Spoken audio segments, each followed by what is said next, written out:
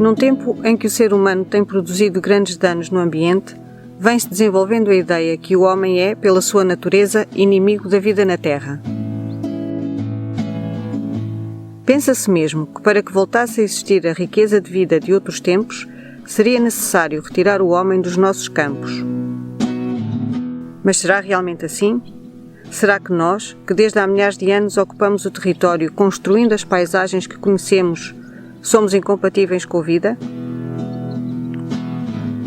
É verdade que o homem, como todos os seres vivos, interfere nos territórios que ocupa, tentando sempre obter para si as melhores condições de vida e de reprodução, o que é absolutamente natural e corresponde à tendência universal da perpetuação de todas as espécies. Todos os seres vivos, mesmo os seres mais pequenos e discretos, fazem isso, e as suas atividades têm diferentes impactos no espaço físico do planeta e nas outras espécies que o habitam. É assim com os castores, quando criam represas nos ribeiros, com os elefantes, quando derrubam árvores e alargam o espaço da savana, com os gaios, quando enterram bolotas e semeiam nova floresta, com as formigas, quando disseminam pulgões. É assim também com o ser humano, quando desenvolve as suas atividades. Quando arroteia matagais para fazer searas, perdem as espécies dos arvoredos, mas ganham as das pastagens, e com elas as lebres, os sisões e as apetardas. Se o elefante é artífice de uma savana mais aberta e o castor o obreiro das pequenas albufeiras dos rios, o homem é o construtor de diversas paisagens agrárias. Todos esses contributos para a construção de novos ambientes são afinal naturais e bem-vindos, desde que não dilapidem recursos da natureza e não reduzam a vida em quantidade e diversidade. Mas em alguns casos, estas mudanças podem mesmo contribuir para o enriquecimento do planeta. A agricultura tradicional usualmente cumpre esses pressupostos. Troca muitas plantas indigeríveis para a maioria dos animais por plantas comestíveis, muitas vezes ricas em amido e açúcar.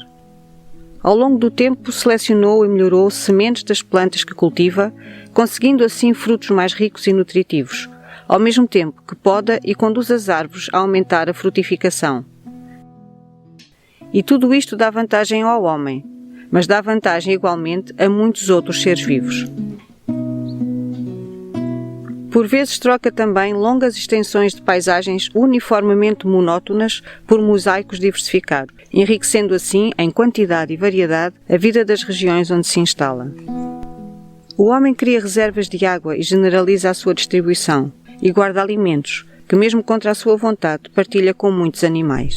Ainda hoje, quando nos aproximamos das áreas agrícolas dos arredores das aldeias, vemos que há muito mais animais. Por isso o nosso mundo rural antigo era rico.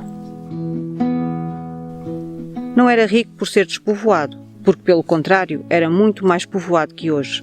Não era rico por não ter agricultura, porque a área agrícola era muito superior à atual. Era mais rico porque as práticas agrícolas, embora nem sempre exemplares, eram suficientemente equilibradas para poder albergar a vida abundante e diversa que lhe conhecemos. Hoje, com muito menos população no mundo rural, com muito menos agricultura e mesmo menos atividades no geral, temos uma natureza incomparavelmente mais pobre. Esse empobrecimento não nasceu das pessoas ou da atividade agrícola, mas antes de algumas atividades, agrícolas e não agrícolas, que começamos a desenvolver em tempo mais recente e que nos estão a conduzir a uma extinção massiva da vida no planeta. Por isso é necessário perceber que há comportamentos e atividades que temos que mudar, mas que os problemas da degradação do ambiente não resultam da existência de pessoas, nem da existência de agricultura, mas apenas da existência de algumas más práticas que temos desenvolvido. Para alterar este estado de coisas que prejudicam todos os seres vivos, nós incluídos, claro, temos que alterar o nosso modelo de vida, de produção e de consumo, e isso passa pela valorização da natureza e de uma agricultura que nela se faça de forma sustentável.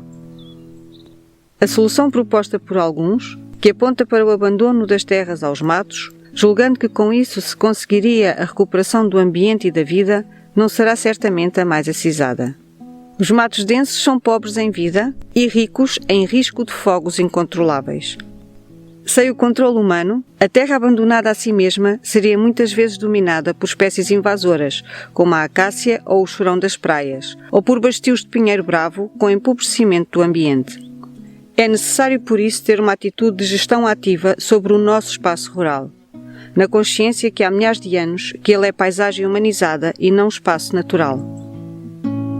Só assim se conseguirá recuperar os recursos perdidos, preservando a qualidade dos solos e das águas, a diversidade e abundância de vida vegetal e animal.